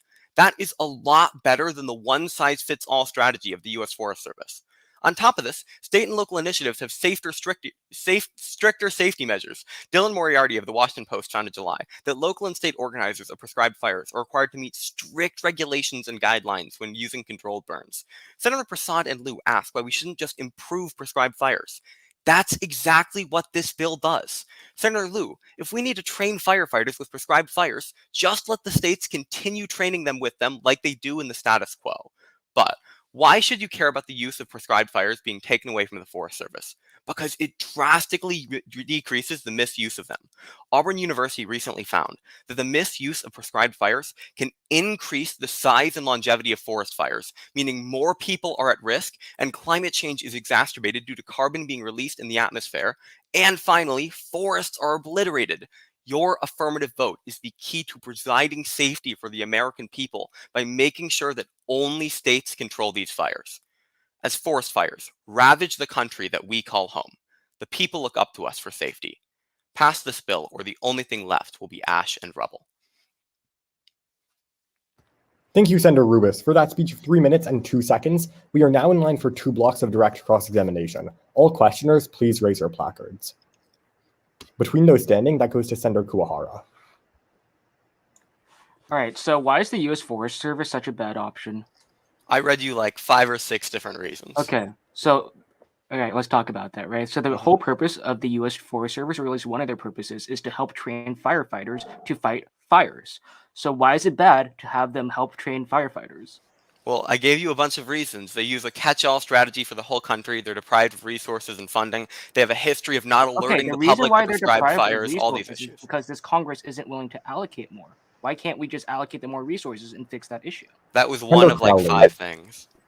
Hi, so who covers more land, the National Forest Service or state forest services? That's exactly why state forest services are better, because the National Forest Service uses one-size-fits-all policy for the whole country. States can Yes or adapt no? to their own States unique cover less geography. land, right? They cover less Correct, and land. that's a good thing. Right, so if we remove the feds, can states cover all of the territory? Well, collectively, the 50 states cover the exact same amount of land, yes. It's not in their jurisdiction, though, like the Forest Service. States have They can't jurisdiction help over the suppress same. fires Thank you. on federal grounds. Thank you. The time for questioning has elapsed. The speaker and questioners may mute themselves. Seeing as that was a speech in the affirmation, we are now in line for a speech in the negation. All negative speakers, please raise your placards. I repeat, all negative speakers, please raise your placards. The chair highly frowns upon a Senator DeStefano. Is that a speech in the negation? Senator DeStefano, you stand unopposed. I thank the chair for my judges, Parley and PO, that is Senator DeStefano. I spoke on the negation on the last piece of legislation. And as always, I'm at all of your leisure. Are any of you not ready for me to get started? Seeing none. I'm proud to come from Miami, Florida, but one thing we're known for is how bad our weather forecasts are. Whether it's gonna rain or not in the afternoon changes every time you blink. So, when Senator Juan starts this debate by blaming firefighters for not being able to predict the future, I take real issue with today's legislation. So let's go line by line through the affirmation and see why they're just lying to us. So first, let's talk about Senator Juan's claim that fires are mismanaged and the government is unaccountable. She argues that we need a system for justification before saying we should throw away prescribed fires altogether. She says we should prefer permanent suppression. Here's the response. Extraordinary claims require extraordinary evidence. And in questioning, she could not name a single expert who supports her plan. This is because there aren't any. Turn to NPR on August 10th, 2021, which explains that when the US Forest Service suspended controlled burns for the next few months, more than 40 scientists in California wrote a letter within days protesting that decision. All of the experts think it is a bad idea to end controlled fires, even when forests are drier than they've ever been and fire risk is at an all-time high. But it goes further because she impacts to the harm to people that the controlled burns are reaching.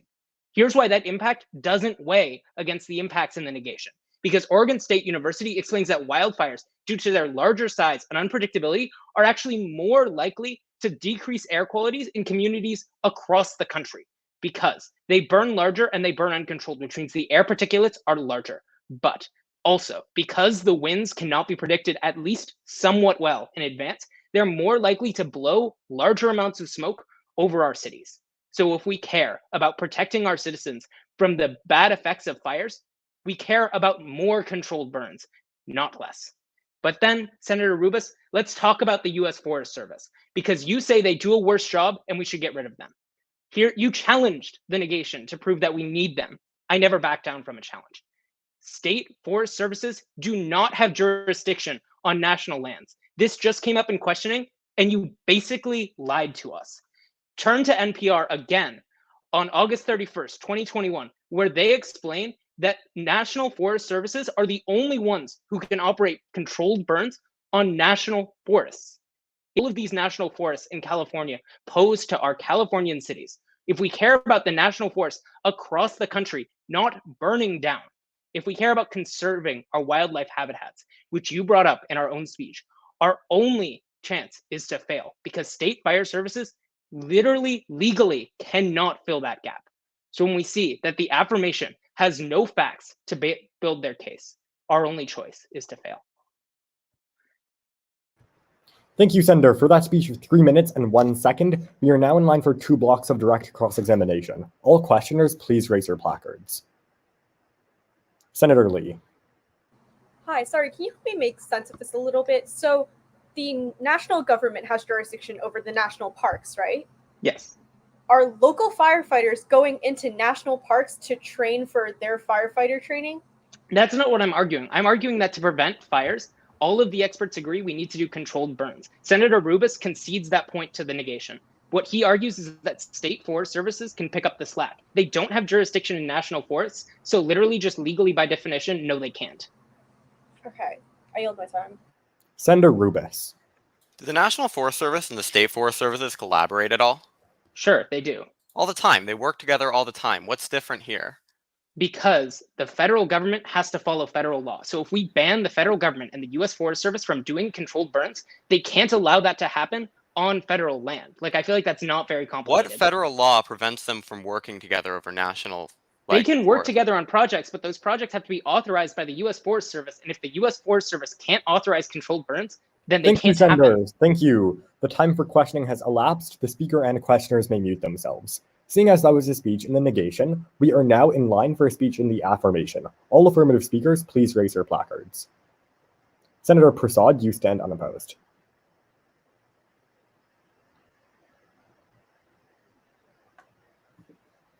Hey everyone, that's Senator Prasad, spelled P-R-A-S-A-D, speaking for the second time in today's legislative session on the affirmative. And for the last time, I'm going to assume all my judges are ready. 1 second to pin the PO.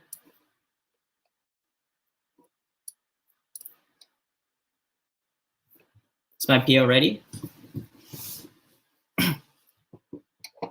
All right, awesome.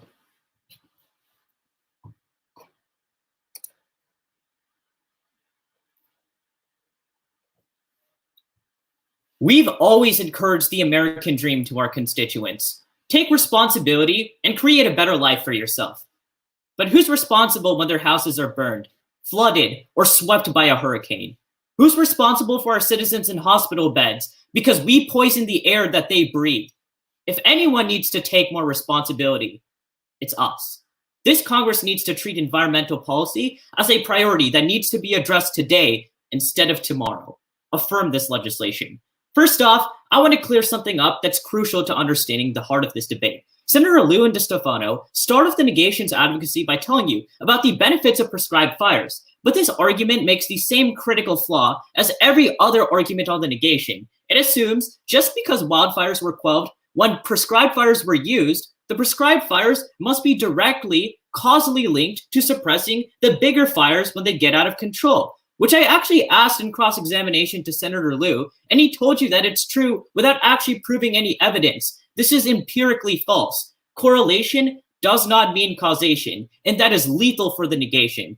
George Wethner, ecologist and author of the book Wildfire, A Century of Failed Forest Policy, wrote for The Hill on July 9th of 2021, when he found in nearly all instances where fire suppression was deemed successful because of prescribed fires, upon closer examination, the weather itself changed. In other words, the fire no longer burned under extreme weather conditions because other environmental factors ended up quelling it in the long term, like rain or wind dying down, not at all because of the prescribed fires. Senator Liu, you can read as much statistics as you like about how many houses are currently being burned down in California.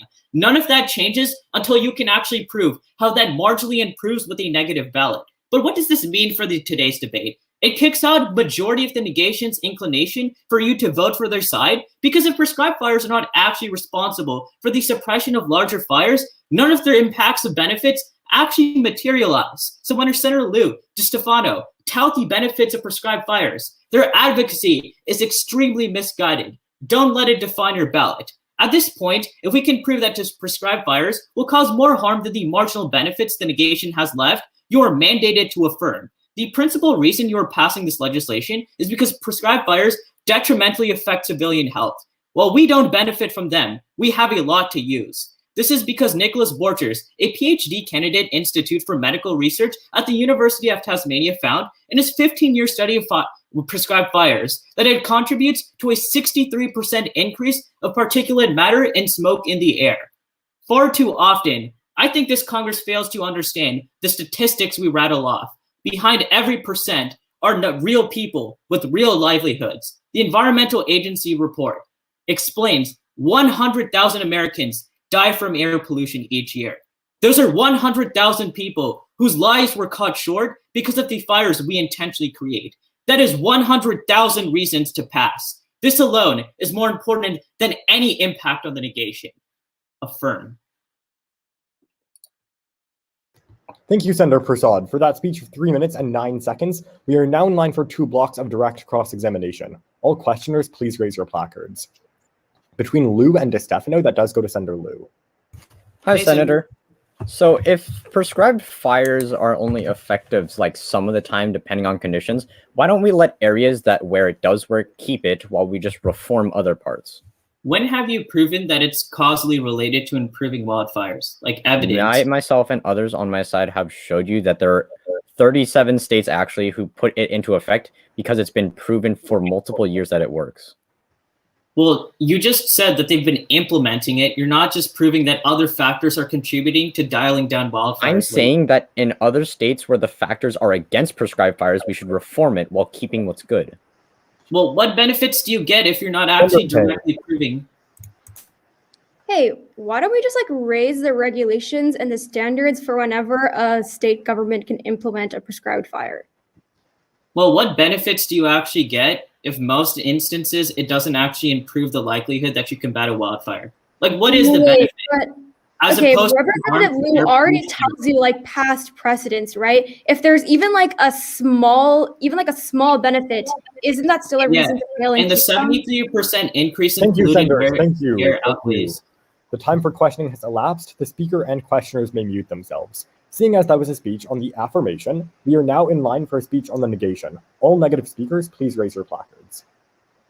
Between Crowley, Kurohara, and Peng, that does go to Senator Peng. Thank you. Could everyone see and hear me okay? Great. This is Representative Peng speaking for the second and probably final time today at the leisure of all. If I can just get any signal whenever everyone is ready.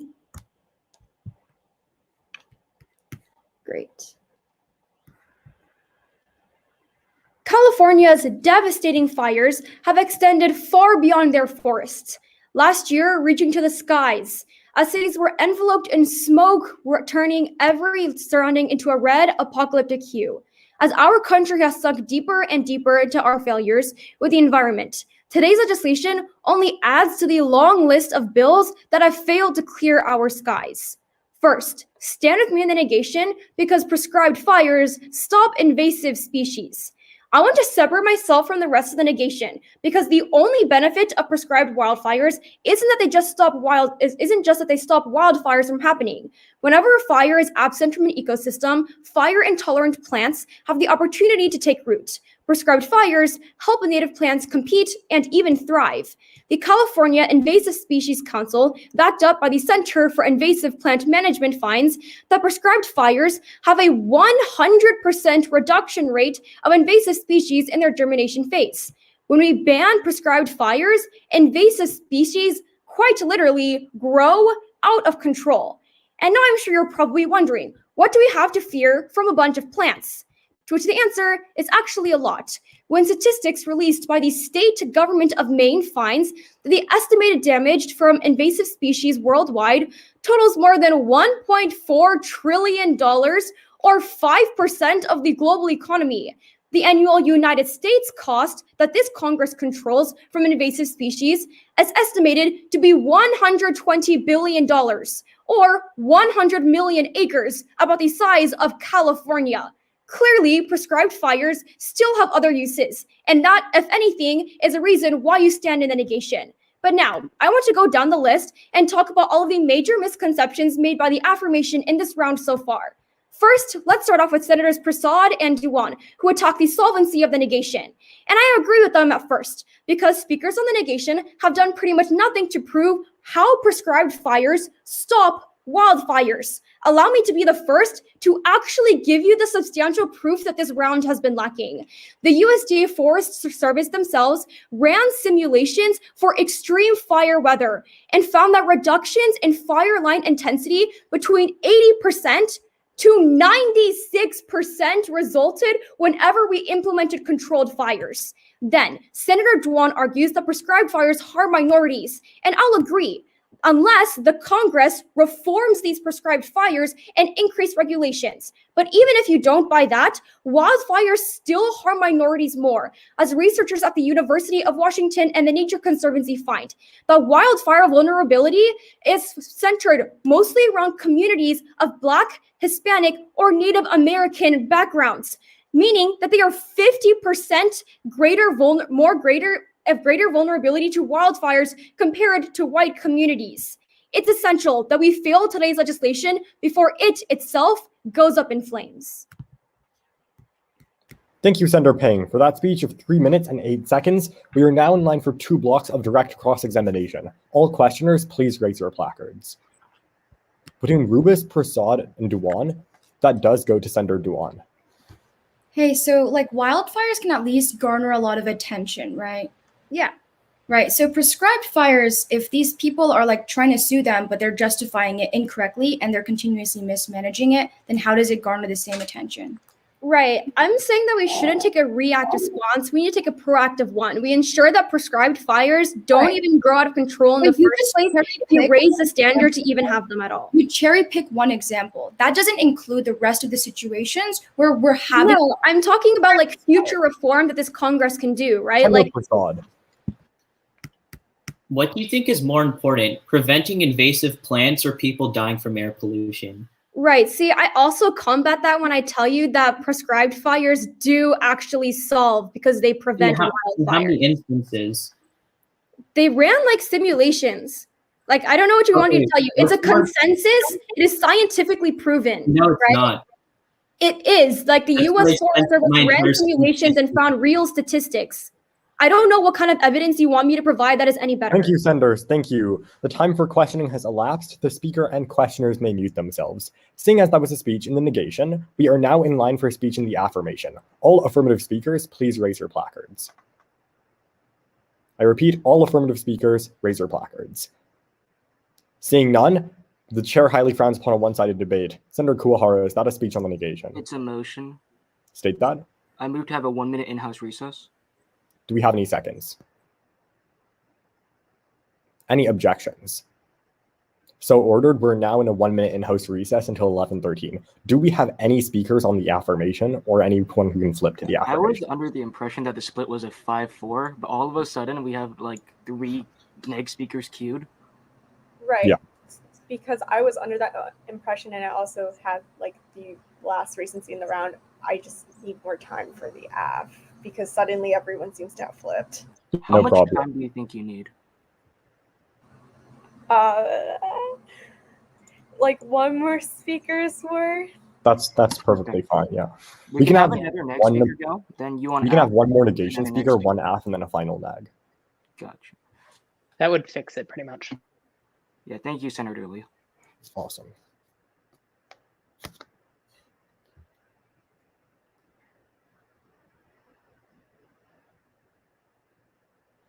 Seeing as the recess time has elapsed, seeing as that was a speech in the negation, we are now in line for speech in the affirmation. Seeing as there probably aren't any, the chair highly frowns upon a one-sided debate. Are there any speakers in the negation? Senator Crowley, you stand unopposed. Hi everyone, that's Senator Crowley speaking for the second time in today's session. Sorry, was also under the impression we had an abundance of AFs. Any indication if you're not ready would be great. All right, I'll go ahead and begin then. In May, 4 US senators proposed a bill that would double the budget for controlled fires. Today, we sit here discussing a different bill to permanently ban them. These opposing bills floating in our chamber are emblematic of the nuances of prescribed fire. Our policy must reflect these nuances and respond to them. A permanent ban could not be more black and white. It's time to admit that fighting fire with fire works and pass. I want to reshape how we view the status quo. Look to what happened just 1 month ago, something that everyone has ignored. US News explains on August 16th of 2021 that the Department of Agriculture issued a temporary ban on the Forest Service's use of prescribed fires. We're not debating prescribed fires or not. We're debating a temporary or a permanent ban. I will spend the rest of my speech clarifying why you should vote for a temporary ban. The negation falls into 3 categories. First, championed by Senator Duan, they lead you to believe that fires get out of hand left and right.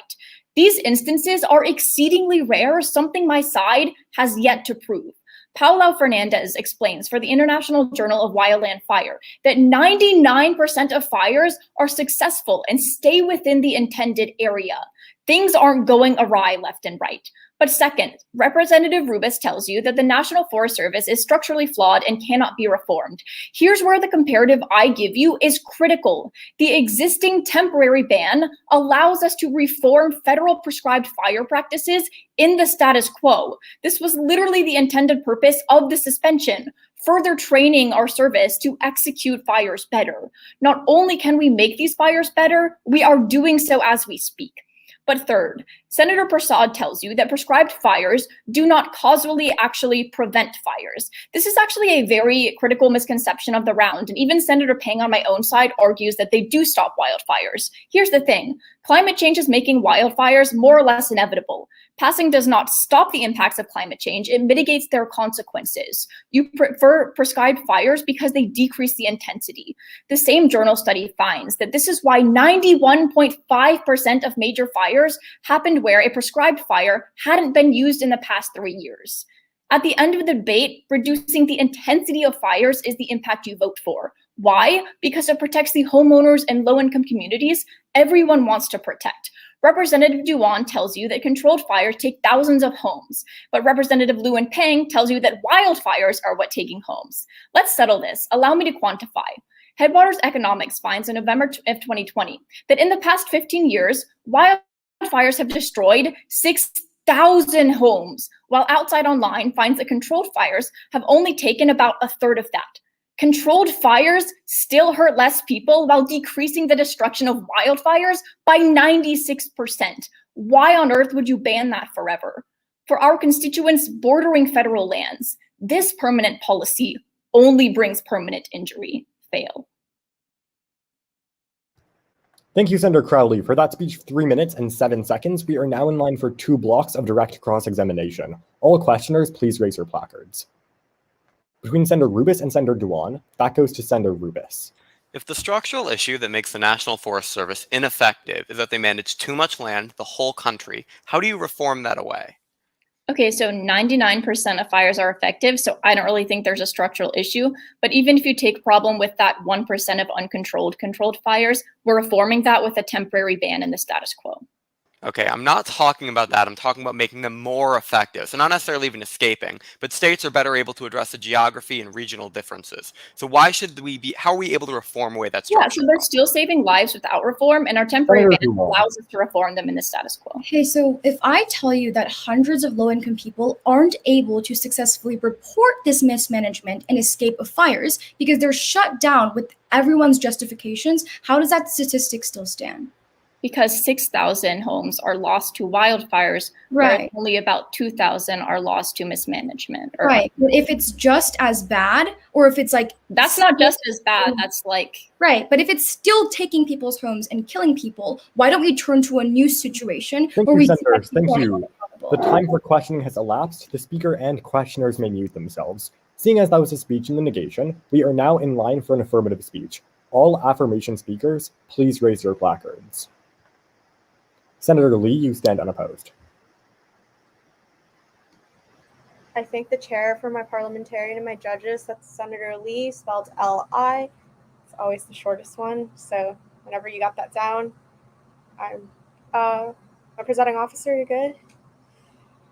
All right, here we go.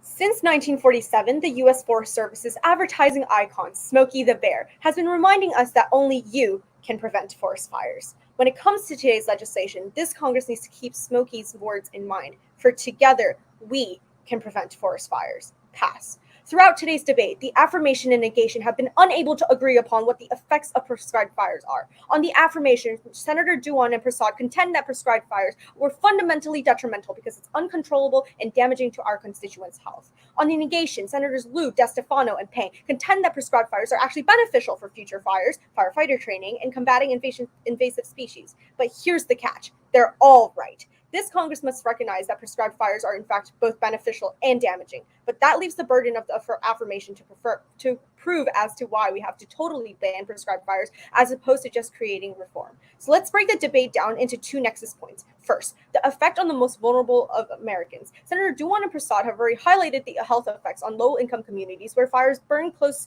to them. But let's expand the scope and let me be the first speaker in today's debate to evaluate today's legislation under the broader context of the status quo. the global pandemic comes first. It necessitates an end to prescribed fires. Nicola Groom of Reuters in April of last year explains that the U.S. Forest Service region in Washington and Oregon have already confirmed that controlled burns were suspended in those states, and said that the agency is focusing on that spring is on immediate decisions that they can help to make the communities better face the pandemic. Suspending the work of the Forest Service had allowed employees to not only stay home to prevent the spread of coronavirus and ensure that smoke from controlled burns does not make people in nearby communities already more vulnerable to the symptoms of a deadly respiratory illness. But second, climate change. As hotter climate boosts fire risk and decreases chances to reduce it. Let's see why Senator Crowley's impact of climate change actually flips to the affirmative.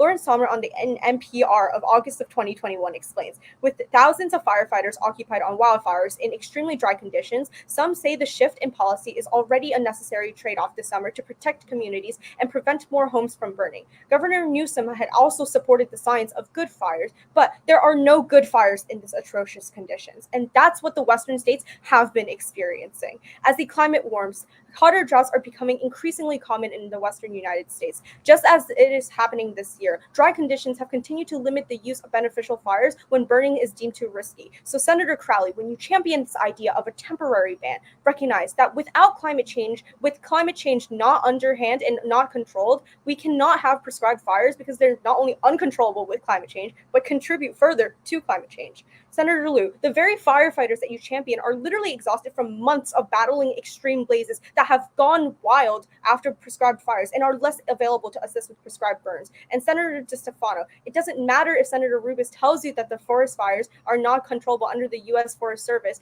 As a whole, for the United States, it is in our best interest to remove prescribed fires from the equation entirely. The challenge here for this Congress isn't to decide if prescribed fires are good, but to realize Thank you, that Senator. they're totally bad. Thank you. Please don't abuse the grace period. We do want to get in as many speeches as possible. But thank you, Senator, for that. No worries at all. We are now in line for 2 blocks of direct cross-examination. All questioners, please raise your placard. Between those standing, that goes to Senator Crowley. Hi, so could you elaborate a bit more? Kuwahara. Thank you. So when fires happen, they just worsen climate change, right? Right. So if I can prove in my next speech that prescribed fires decrease fires on net, would you vote on the negation? no, because as a whole, you see that when you also weigh against the other affirmation impacts, that like these fires are just getting uncontrollable. The fact that you're having them happen at all to begin with is already like worsening conditions for so many Americans. Literally, no fireman wants to have an uncontrollable fire, right? And if there's past precedent that proves that you're allowing uncontrollable fires to happen by allowing prescribed fires to happen to begin with. Senator Crowley. Hi, so how many of these prescribed fires are uncontrollable? As the affirmation has already explained like time and time again, it's not like how many of these fires, but the impact on the number of Americans that it's happening. Right, 99% of them are successful, and they take less lives than the wildfires they prevent. Why are they considered a bad fire in your perspective? Because in the long term, these like negative impacts of like changing the climate around these low income communities, it does like these fires may be less than the other fires, but Thank as you, a whole, senators. Thank for you. health. Thank you. The speaker and questioners may mute themselves as questioning time has elapsed. Seeing as that was a speech in the affirmation, we are now in line for our last negation speech. All negative speakers, please raise your placards. Senator Kuwahara, you stand unopposed. I thank the chair for the chamber's reference. That's Senator Kuwahara, spelled Kuwahara. If anybody is not ready, please give me a verbal indication. If not, we'll get started right away. At the birth of our nation, founding father Thomas Jefferson dreamed of an agrarian U.S., one where everyone had their own farm and was sustainable. But today, that's far from reality.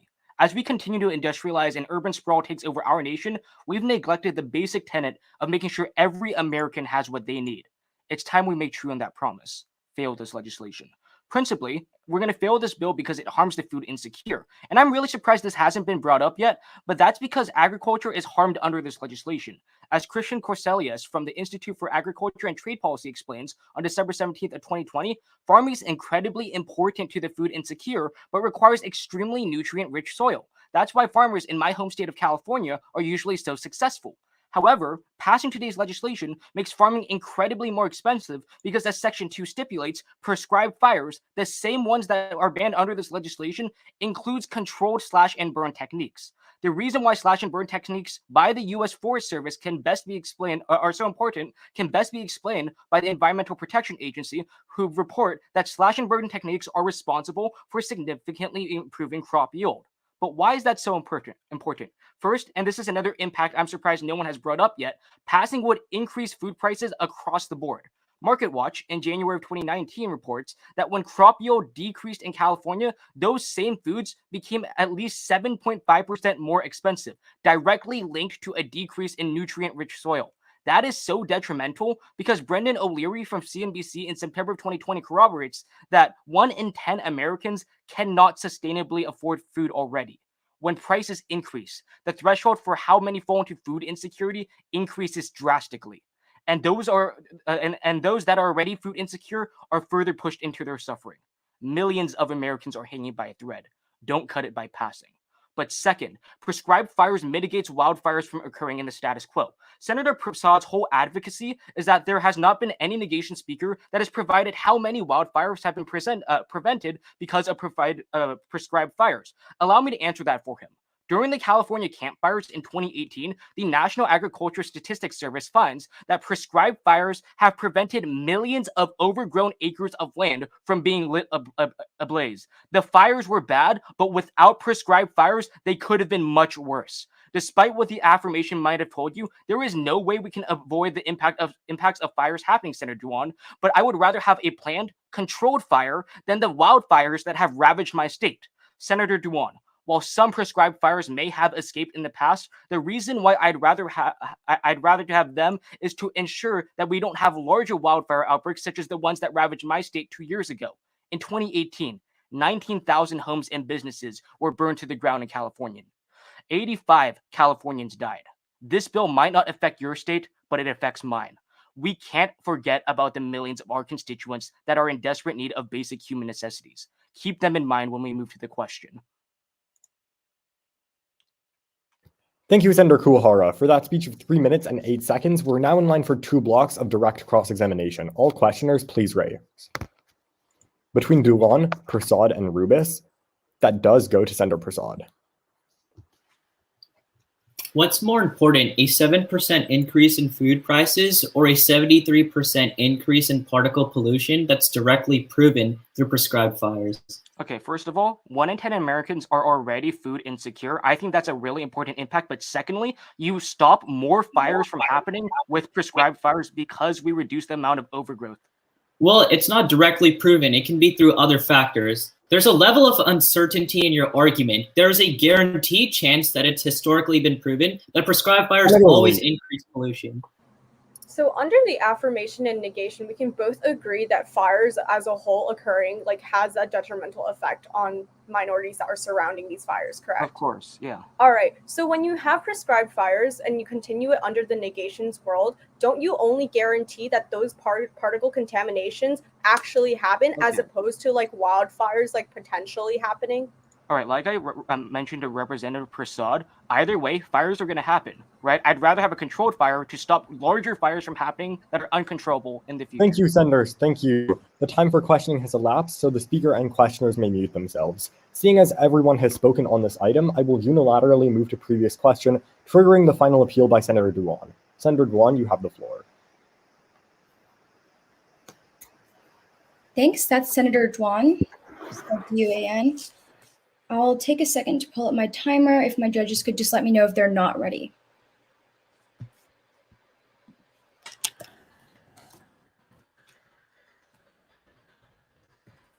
Okay. Throughout today's round, the negation has continuously told you to keep prescribed fires without thinking of who we leave burning without this legislation. It's clear that they don't provide you any examples of how and when regulation would actually happen, so you should pass. The main question that you need to ask in order to come to a decision in today's round is, are prescribed fires worth their minimal potential? With the biggest contention under this question, with Senator Peng and Crowley mainly leading that this legislation limits reform. Senator Peng explains to you that reformation is possible by citing you one stimulation. This piece of evidence didn't provide what regulations were actually enacted, how controlled the environment was. It is not enough to cherry pick one example, so you should instead refer to Senator Riddle when he tells you that in situations it is guaranteed for prescribed fires to directly lead to air pollution. But Senator Crowley and Senator Kuhuera, even if it's only 1% of prescribed fires that can escape, and that sounds like a nice statistic, those few disasters can take just as many, if not more, homes and lives. Moreover, Senator Crowley concedes to me in questioning that because low-income people aren't able to contribute to that statistic because this situation of the prescribed fires shuts them down, the negation should exaggerate they're exaggerating their impacts. At the very least, wildfires garner attention, which leads to climate action like this legislation. However, prescribed fires only silence the voices of our people and causes for the people that everyone in this round are fighting for. Thank you, Senator Dewan. Thank you. Seeing as that was her final appeal of 1 minute and 31 seconds, we are now automatically moving into voting procedure on this item. All those who wish to pass today's legislation, please raise your placards and keep them up until I call your name. Senator Dewan, Senator Lee, Senator Rubis, Senator Prasad. All those who wish to fail today's legislation, please raise your placards. Senator Peng, Senator Kuwahara, Senator DiStefano, Senator Crowley, and Senator Liu. On a vote of 4 to 5, this legislation does fail. My apologies to the sponsor, Senator Dewan. Do we see any motions? Senator Peng. I move to orders of the day. Do we have any seconds? Any opposed? So ordered. Thank you for electing me to serve as your presiding officer in this session. In today's round, we got through 18 speeches and 44 questions under my leadership. So if you liked my spreadsheet that was lively updated with automatic formulas, my custom-made PO time cards for this tournament, and how I ran a smooth and fair chamber, please consider ranking me on your ballot. Once again, that is Senator Beeram, spelled B-E-E-R-A-M. And with that, I hand it over to Madam Parliamentarian. All right, great job, everyone. Congratulations, it's over. Very exciting.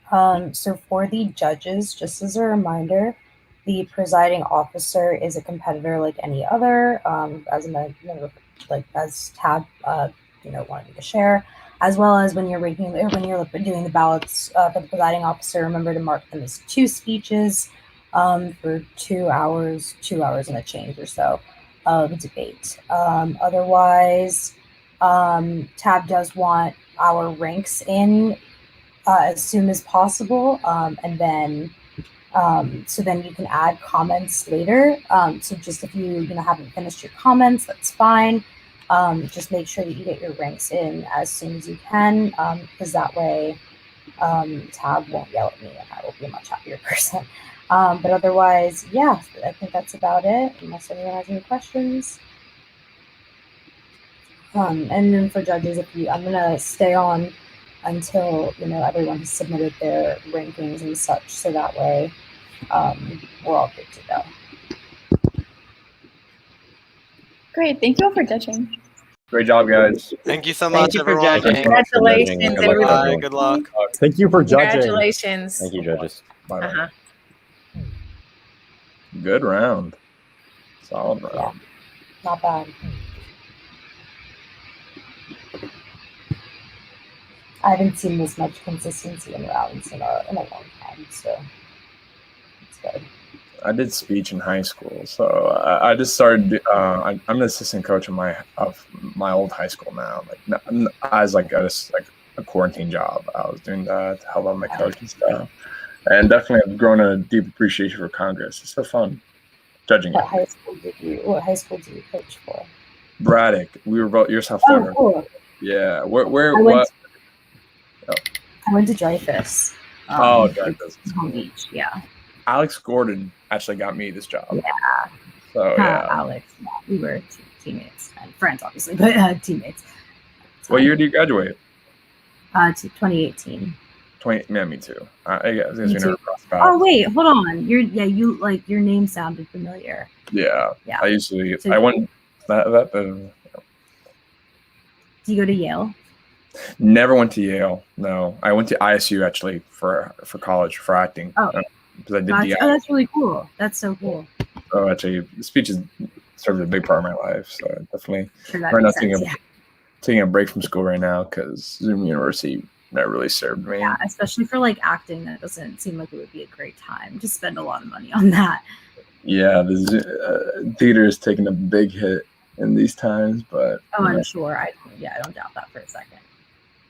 yeah, but definitely a really solid round. Let me see if I make sure I get everybody that I want.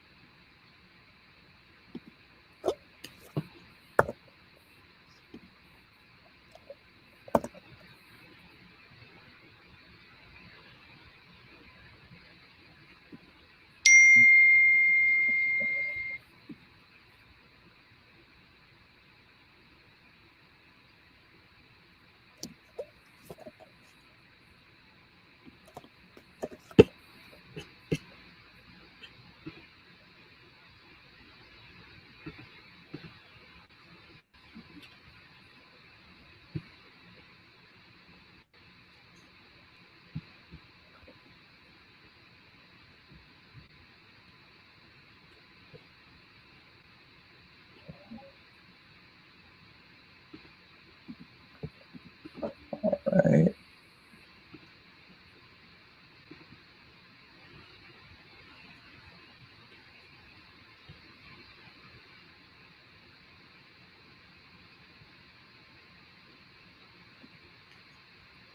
All right, I'm done. Well, peace out. Thank you, guys. Should we go to the judges' lounge after, or free to go until the final? I don't think we have to go until let me just check. We don't have to go to the judge lounge until I think 2. Awesome. Because they're gonna contact the judges, I think, individually or whatever. You'll get a notification of the judge in. And otherwise they'll probably text and ask. Awesome. All right, peace out. Bye, guys. See you, everyone. Au revoir. Good seeing you, Maya. Bye. Bye.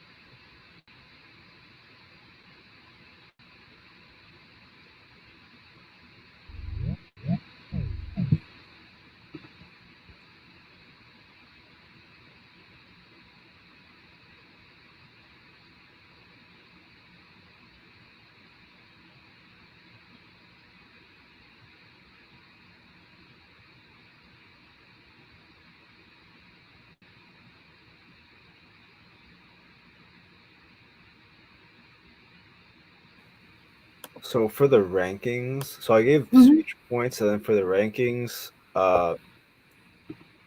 is it lowest or highest is best? So like a 1 is the best. Okay. And then I think you rank 1 through 8, if I remember correctly, and then everything else is a 9. Okay. So like 2 people would get a 9. Okay. So there can't be 2 1s. Okay. No. Yeah, and then for speech scores, it would be like 6 is the best speech score. Yeah. Yeah, and then so it's flipped. It's annoying, but yeah. Yeah, I got you.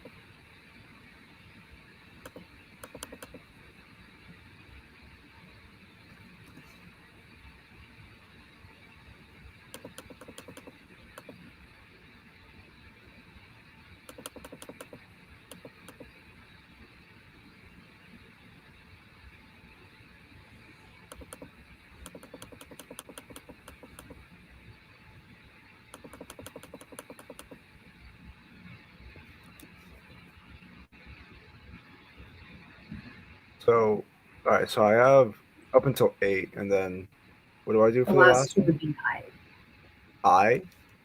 9. Like Oh, the number so 9. 2 9s. Okay. Yeah, basically, yeah.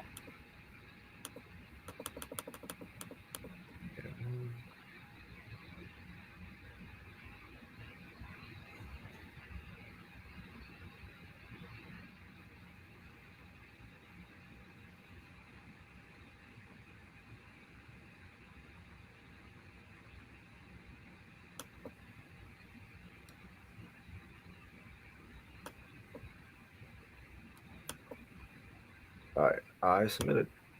All right, cool. Thanks. All right. Have a good rest of your day. You too.